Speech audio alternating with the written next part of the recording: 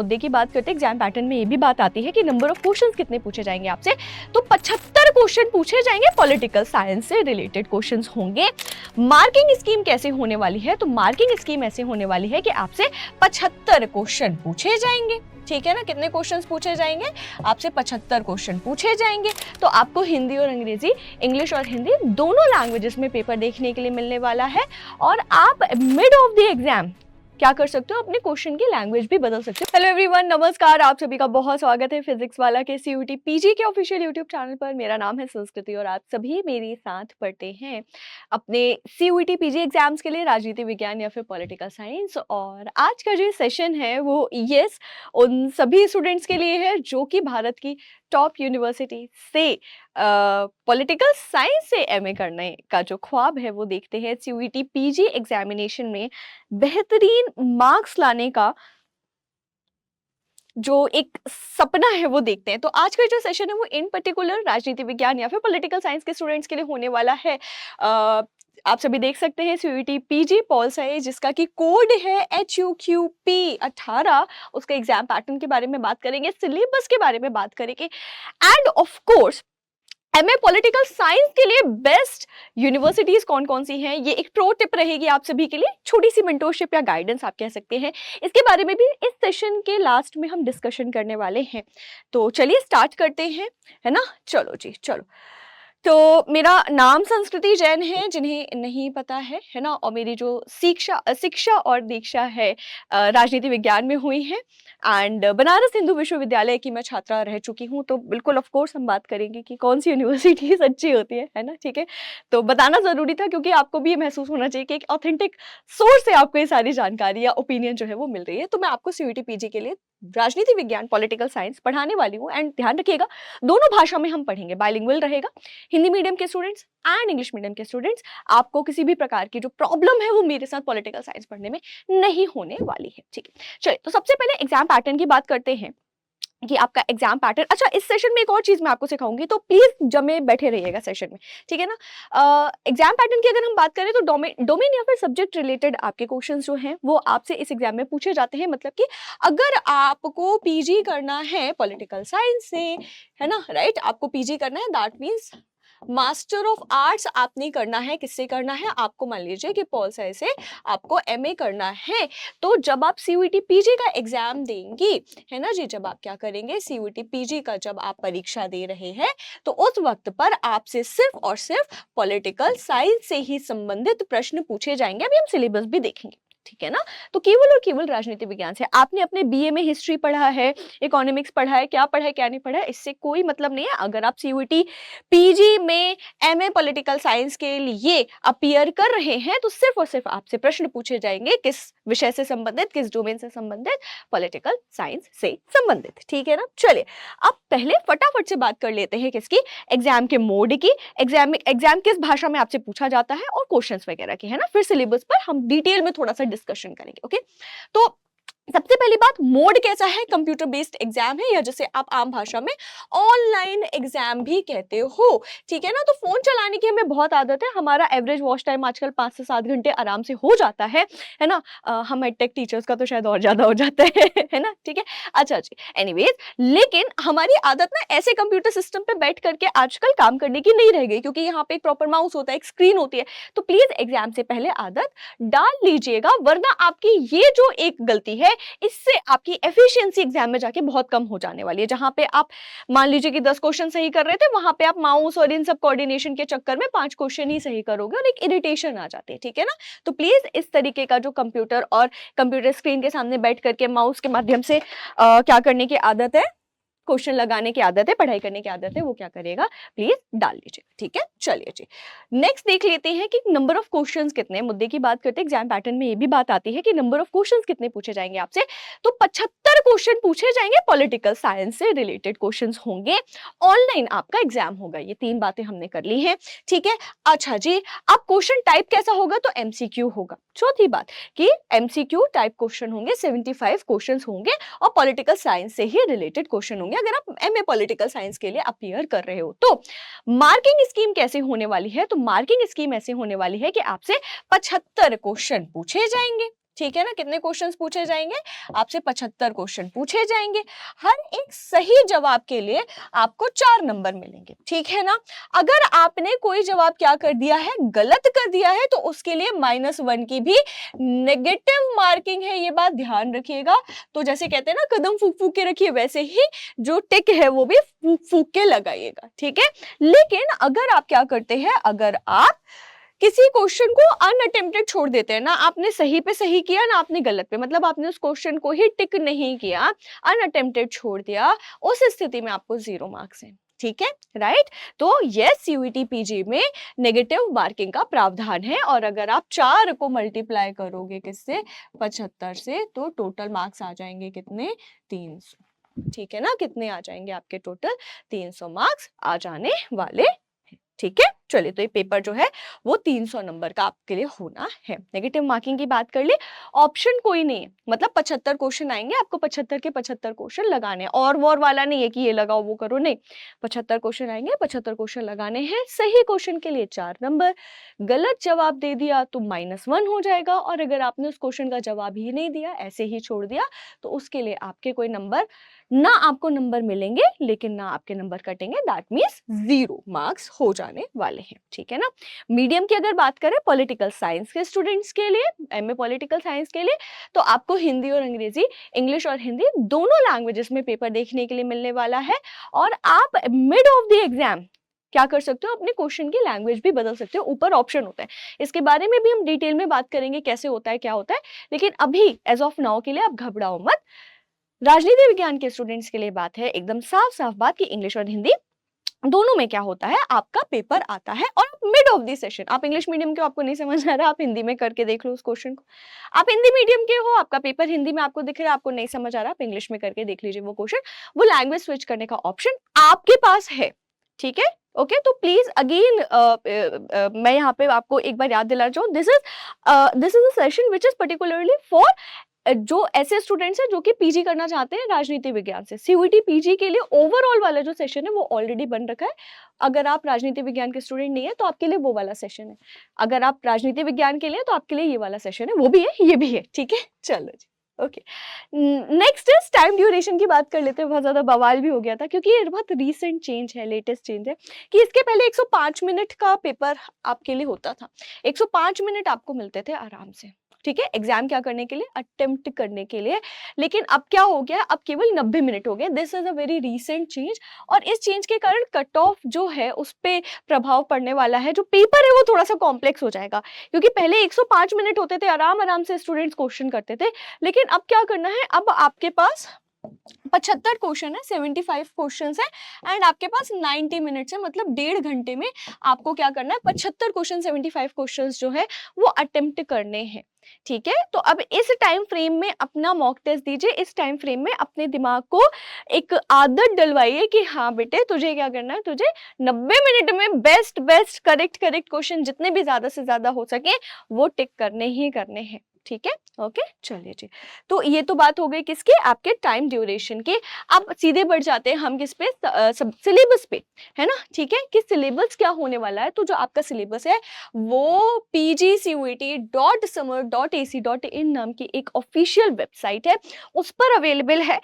अब यहाँ पे खास बात यह है कि मैं आपके सामने गूगल करूंगी सेम वेबसाइट, कैसे गूगल करना है, कैसे सिलेबस डाउनलोड करना है, दोनों मेरे साथ सीखिए। और आप अपने फोन पर इस सिलेबस को डाउनलोडेड रखिएगा, और जहां बैठ के पढ़ते हो उसके सामने सिलेबस चिपका हुआ होना चाहिए, ठीक है। क्योंकि हम गलती क्या करते हैं, हम पढ़ते जा रहे हैं, हमारे पास सिलेबस ही नहीं है, which is a very wrong thing, ठीक है, राइट। चलो जी, तो क्या करते हैं, फटाफट से हम गूगल कर लेते हैं। इस तरीके से आप देखो, यहाँ पे जैसे ही आप ये देखो, ऑलरेडी मैंने इसके पहले भी सर्च किया हुआ था, बट फिर भी आपकी उसके लिए, आपकी सहूलियत के लिए CUET PG इतना डाल दो और समर डाल दो, SAMARTH, और इसे जैसे ही आप सर्च करोगे आपको फर्स्ट वेबसाइट वही दिखेगी जो मैंने अभी बोर्ड पे आपको दिखाई थी, ठीक है ना, राइट। इसे कर लीजिए क्लिक, एकदम साफ सुथरी वेबसाइट है, कोई दिक्कत नहीं है। यहाँ पे सिलेबस पे क्लिक कर लेना, हमें सिलेबस ही चाहिए, और अल्फाबेटिकली ये सिलेबस लग रखा है, A नाम के सब्जेक्ट्स हैं, B नाम के हैं, तो आप सीधे पहुंच जाना कहाँ पे, P पे पहुंच जाना, पॉलिटिकल साइंस के लिए,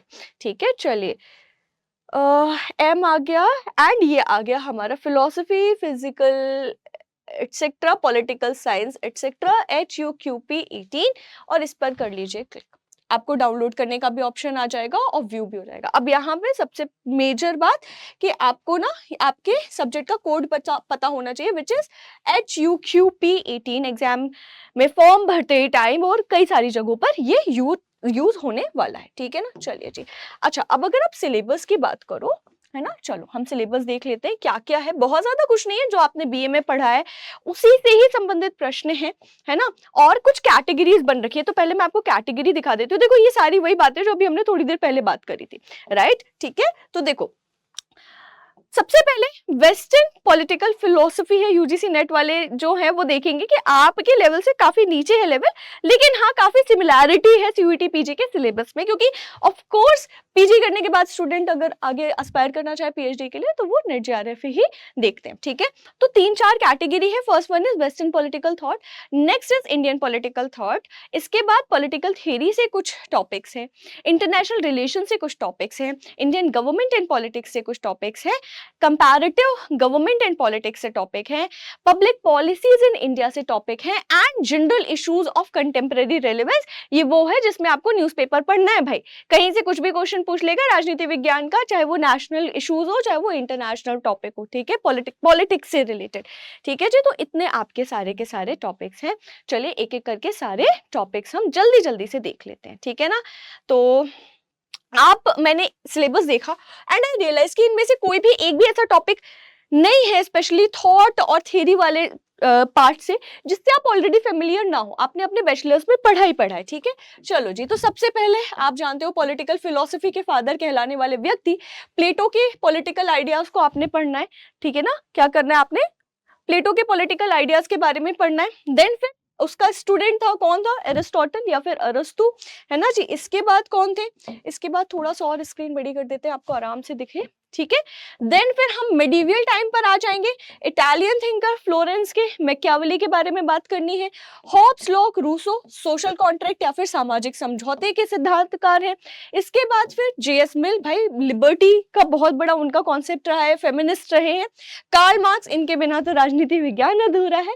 एंड जॉन रॉल्स, जिन्होंने क्या किया था, जिन्होंने अगेन सोशल कॉन्ट्रैक्ट थियरी जो है लिबरल लाइन ऑफ थॉट में उसको रिवाइव किया था। तो इन सभी थिंकर्स के बारे में आपको पढ़ना है वेस्टर्न पॉलिटिकल फिलोसफी वाली कैटेगरी में। नेक्स्ट कैटेगरी पर आ जाते हैं राम मोहन रॉय, है ना, महात्मा गांधी, अंबेडकर, सावरकर एंड कौटिल्य, इनके पॉलिटिकल आइडियाज को आपको पढ़ना। बहुत ज्यादा प्रोमिनेंट थिंकर्स हैं जिन्होंने भारत का जो राजनीतिक चिंतन है उस पर बहुत ज्यादा इंपैक्ट डाला है। तो इन सभी के बारे में आपने पढ़ना ही पढ़ना है, क्योंकि ये सिलेबस में है, ठीक है।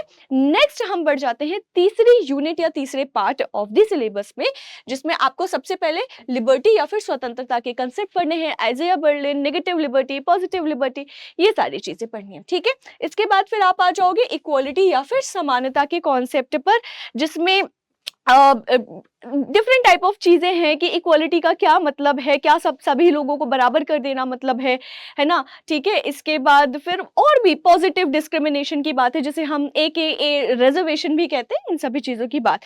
देन फिर जस्टिस की बात या फिर न्याय क्या होता है फिलोसॉफिकल टर्म्स में, ये सारी चीजें आपको पढ़नी है। सोवरेंटी बहुत ज्यादा जरूरी है, संप्रभुता क्या होती है, प्लूरल सोवरेंटी का कॉन्सेप्ट क्या है, सिंगुलर सोवरेंटी का कॉन्सेप्ट क्या है, ऑस्टिन का क्या लेना देना है यहाँ पे, ये सारी चीजें। इसके बाद फिर सिटीजनशिप की बात आ जाएगी, है ना, तो TH मार्शल वगैरह की बात, सिटीजनशिप क्या है, नागरिकता क्या है, एरिस्टोटल को भी आप यहाँ से जोड़ोगे एंड मल्टीपल चीजें रहेंगी यहाँ पे, ठीक है। इसके बाद फिर डेमोक्रेसी, लोकतंत्र क्या है भाई, ठीक है, तो यहाँ पे कॉमा लगाना शायद इन लोग भूल गए। डेमोक्रेसी, लोकतंत्र क्या है, कितने प्रकार की होती है, direct democracy, indirect democracy, XYZ, ये सारी चीजें पढ़नी है। ह्यूमन राइट्स क्या है या अधिकार क्या है, इनके बारे में भी आपको पढ़ना है। नेचुरल राइट का कॉन्सेप्ट क्या था, है ना, ठीक है। ह्यूमन राइट का कॉन्सेप्ट क्या है, राज्य का क्या मतलब होता है, राज्य के आज के समय पर 4 तत्व क्या क्या है, ये सारी चीजें हम पढ़ेंगे, बिल्कुल पढ़ेंगे, डोंट वरी, एकेडमिक क्लासेस भी होंगी, ठीक है। इसके अलावा कंटेम्प्रेरी इश्यूज की भी बात चलेगी, ठीक है। तो रिसेंटली कहीं पे कहीं डेमोक्रेटिक इश्यूज चल रहे हैं कई सारे देशों में डेमोक्रेसी को लेकर के, तो उससे रिलेटेड आपसे क्वेश्चंस पूछे जा सकते हैं, ह्यूमन राइट से रिलेटेड क्वेश्चन पूछे जा सकते हैं।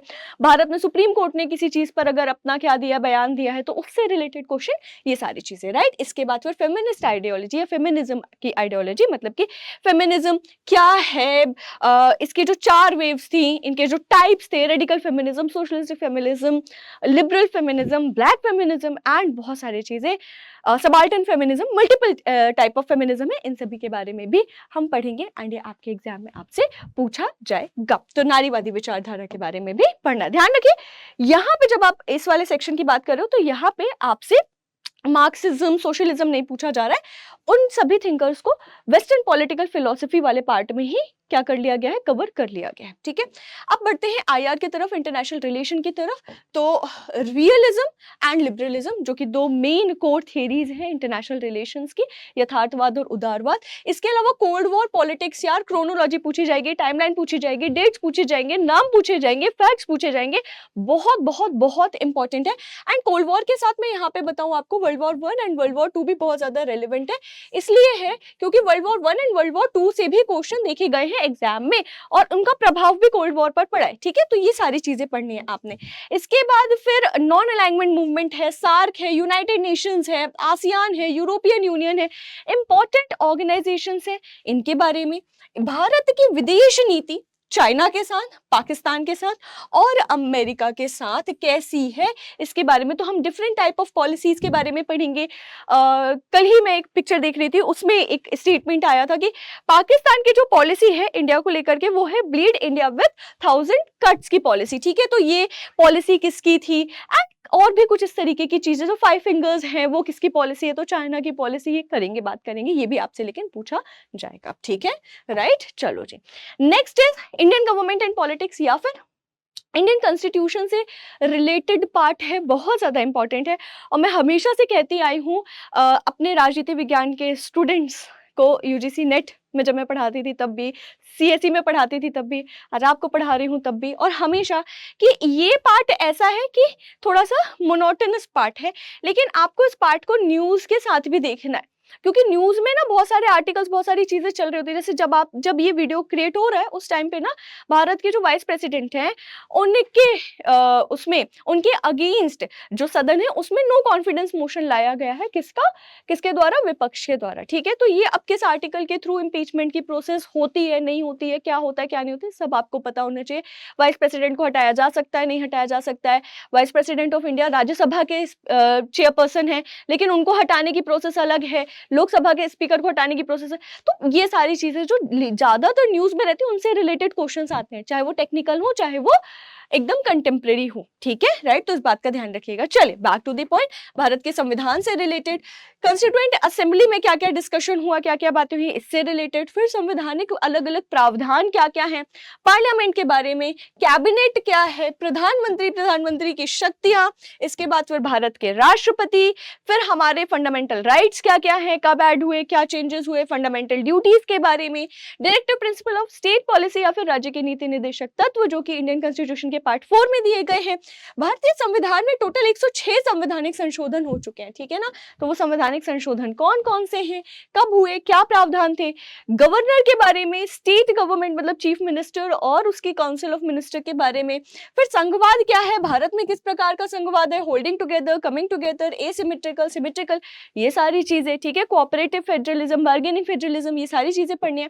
पॉलिटिकल पार्टीज के बारे में, तो नेशनल और रीजनल पार्टीज, इनका स्टेटस कैसे डिसाइड होता है, क्या सब कुछ होता है। इलेक्शन के बारे में आप सब कुछ पढ़ेंगे, इलेक्शन कमीशन ऑफ इंडिया से लेकर के सब कुछ। लोकल गवर्नमेंट में जो पंचायती राज इंस्टीट्यूशंस होते हैं उसके बारे में, जुडिशरी में high court, supreme court, local court and governance के बारे में आपने पढ़ना है। तो ये सारा आपका क्या आता है, इंडियन पॉलिटी वाला पार्ट जो है वो आपके एग्जाम में पूछा जाएगा। Next is comparative government and politics की बात है तो पॉलिटिकल कल्चर क्या क्या होता है ना, ठीक है। आमंड वगैरह जो है उन्होंने क्या क्या कॉन्सेप्ट दिए थे पॉलिटिकल कल्चर के बारे में, ये सारी चीजें पूछी जाएंगी। पॉलिटिकल पार्टीज दुवर्जर का कॉन्सेप्ट है यहाँ पे, ठीक है। तो पॉलिटिकल पार्टीज कैसी होती हैं, क्या होती हैं, कितने प्रकार की होती है, ये सब कुछ आपने पढ़ना है यहाँ पे कंपैरेटिव पॉलिटिक्स वाले पार्ट में भी। इसके बाद फिर इलेक्टोरल सिस्टम में वोटिंग सिस्टम कैसे होती है, क्या होती है, अप्रोचेस और मॉडल्स हैं, जैसे आर्मंड एंड पॉवेल का मॉडल है, डेविड ईस्टन का मॉडल है, ये सारी चीजें। टाइप्स ऑफ रिजीम, इसमें दो कैटेगरी है main, democratic and non democratic. बहुत ज्यादा रेलिवेंट टॉपिक है क्योंकि यहाँ से क्या है, यहाँ से क्वेश्चन आते हैं। आपको दुनिया में दो प्रकार के देश क्योंकि देखने मिल रहे हैं, लोकतांत्रिक और गैर लोकतांत्रिक। नेक्स्ट इज पब्लिक पॉलिसीज में आपको पढ़ना है, तो पब्लिक पॉलिसीज के मॉडल क्या होते हैं, पब्लिक पॉलिसी बनाने के प्रोसेस क्या क्या है, कितने प्रकार की पब्लिक पॉलिसीज होती हैं, इसका उदय कैसे हुआ, भारत में क्या सिस्टम रहा है, अब क्या चेंजेस हुए, ये सारी चीजें पढ़नी है।